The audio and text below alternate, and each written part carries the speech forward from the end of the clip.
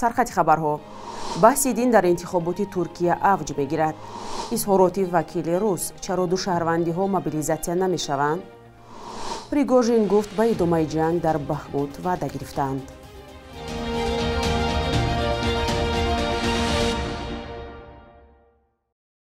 салом бинандаҳои азиз, умедворам хубед ва ҳафтаи нав бароятон бобарор бошад. навиди бомдодиро аз душанбе тақдиматон мекунем. имрӯз 8 май аст. дар интихоботи президентии Туркия бо Раҷаб Таyyip Эрдоғон нафаре рақобат мекунад ки пайрави мазҳаби алавӣ аст. алавиҳо ақалияти мазҳабӣ дар Туркия ҳастанд ва дар гузашта зери фишори сунъиҳо қарор доштанд. Камол Қиличдороғлу рақиби Эрдоғон аз алавиҳо аст ва ошкоро дар ин бора дар наворе сухан гуфт. чунин эътироф дар сиёсати Туркия кам ба назар мерасад. алавиҳо на дар масҷид, балки дар ҷамоатхона намоз мегузоранд ва бо рақс ибодат мекунанд. ба фарқ аз мазҳабиҳои дигари исломӣ, намозгузории занону мардон ҷудо набуда пӯшидани ҳиҷоб ҳатмӣ нест. алавиҳо борҳо қурбони хушунати мазҳабӣ шуданд. дар интихоботе ки то рафт наздик мешавад, маълум нест ки бозии сиёсии Қиличдороғлу натиҷа медиҳад ё не. баъзе аз соҳибназарон мегӯянд новобаста аз он ки ин сиёсатмадор пирӯз мешавад ё не, ӯ аллакай фазои сиёсии кишварро дигар кардааст. қарор аст Эмомалӣ Раҳмон, президенти Тоҷикистон, фардо 9 май дар маросими гулгузорӣ дар Боғи Ғалаба иштирок карда хотираи қурбониёни ҷанги бузурги ватаниро пост дорад. хадамоти матбуоти раиси ҷумҳур ба расонаҳо хабар додааст ки имсол ба муносибати 78-уми солгарди рӯзи Ғалаба дар шаҳри Душанбе гузашти низомӣ баргузор намешавад ва пас аз маросими гулгузорӣ дар Боғи Ғалаба танҳо як ротаи қаровули фахрии вазорати дифоъ гузашт мекунанд. дар Тоҷикистон 37 иштирокчии ҷанги дуюми ҷаҳон дар қайди ҳаёт ҳастанд. дар ҳамин ҳол маълум нест президент Эмомалӣ Раҳмон ба шаҳри Москав меравад ё не.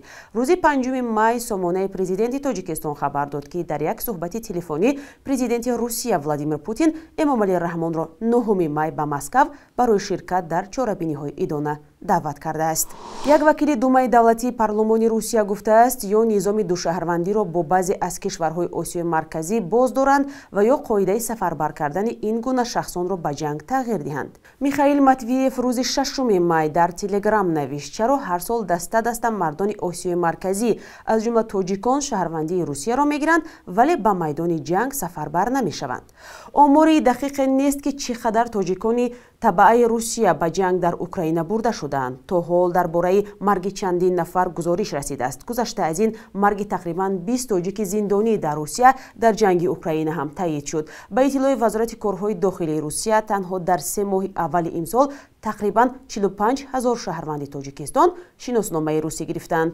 байни ду кишвар низоми душаҳрвандӣ амал мекунад. ҳафтаи гузашта филми ҳунарии мазҳакавии муассисаи давлатии Тоҷикфилм бо номи «Автобус» пешкаши ҳаводорона шуд. ин филм, ки соли 2019 ба навор гирифта шудааст, соли 2020 дар кинофестивали байналмилалии 16-уми филмҳои мусалмонии Қазон сазовори ҷоиза гардида буд. ин филм дар автобус ва кӯча сабт шуда 80 дақиқа аст. ҳамкорони мо ҳам ба тамошои ин филм рафта ва дар як гузориш онро хулоса карданд.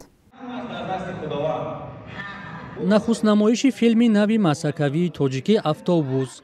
ин филм, ки матолиби гуногунро дар бар мегирад, дар кинотеатри ватани Душанбе ба намоиш гузоштанд.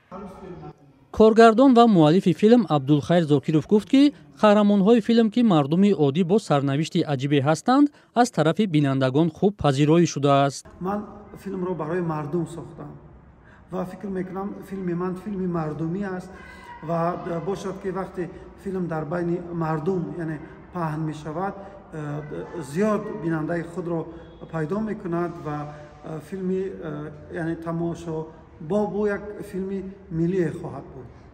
яке аз тамошобинон Шералӣ Давлатов мегӯяд, филми тоҷикиро дар синемо бори аввал тамошо кардааст. бениҳоят таваҷҷӯҳи маро ҷалб кард ва ман хурсандам ки ҳамин хел филмҳои миллӣ, ҳамин хел филмҳои наз ки дар ҳудуди кишвар ба навор гирифтааст ва то ҷои як филми хуб низ рӯи кор омадааст. ташаккур аз муаллиф, аз ҳама коргардонҳое ки рӯи ин филм кор карданд.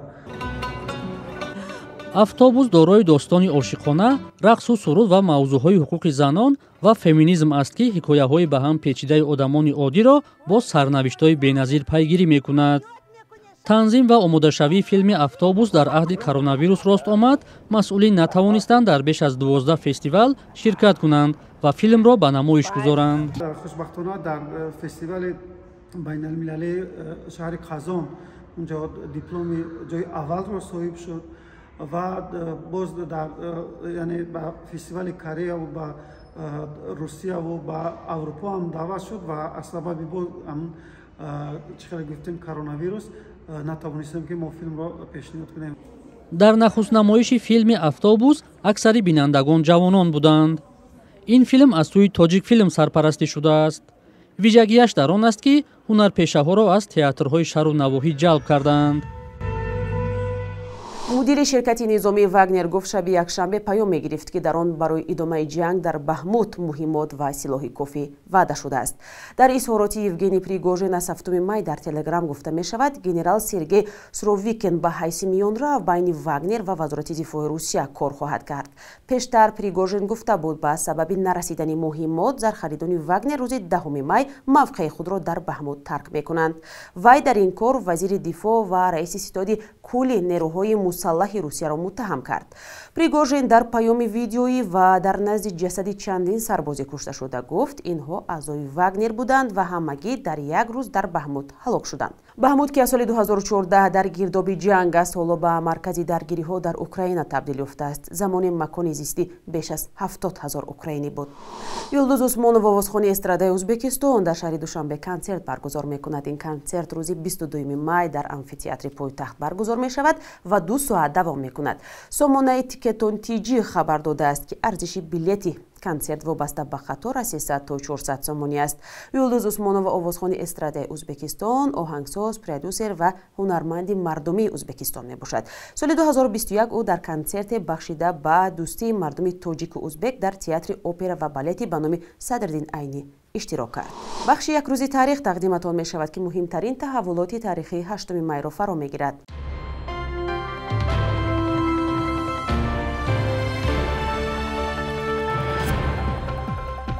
8 май рӯзи байналмилалии салиби сурх ва ҳилоли аҳмар аст ки ба ифтихори зодрӯзи Анри Дюнанд, як башардӯсти швейсарӣ ва барандаи аввалин ҷоизаи сулҳи Нобел дар таърихи 8 майи соли 1828 гузошта шудааст.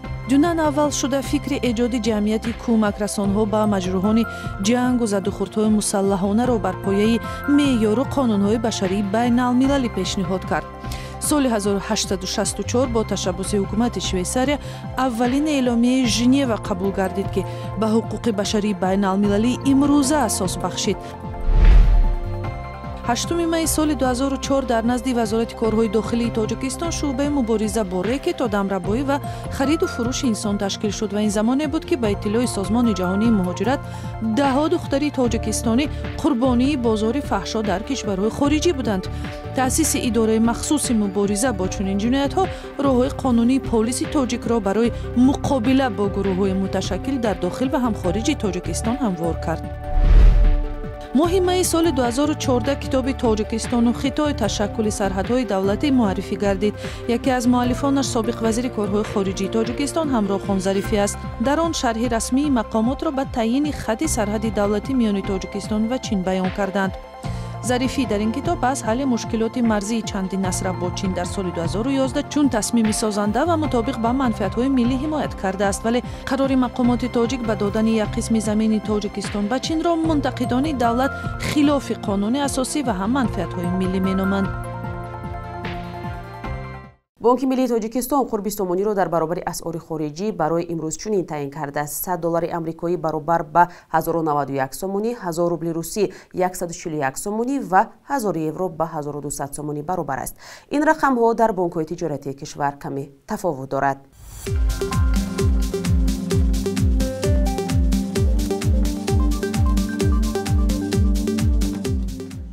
шумо навиди бомдодиро тамошо кардед. хабарҳои аз ин бештарро метавонед дар вебсайти Радиои Озодӣ ва ҳам саҳифаҳои он дар шабакаҳои иҷтимоӣ пайгирӣ кунед. то фардо дар ҳамин соат худо нигаҳдор.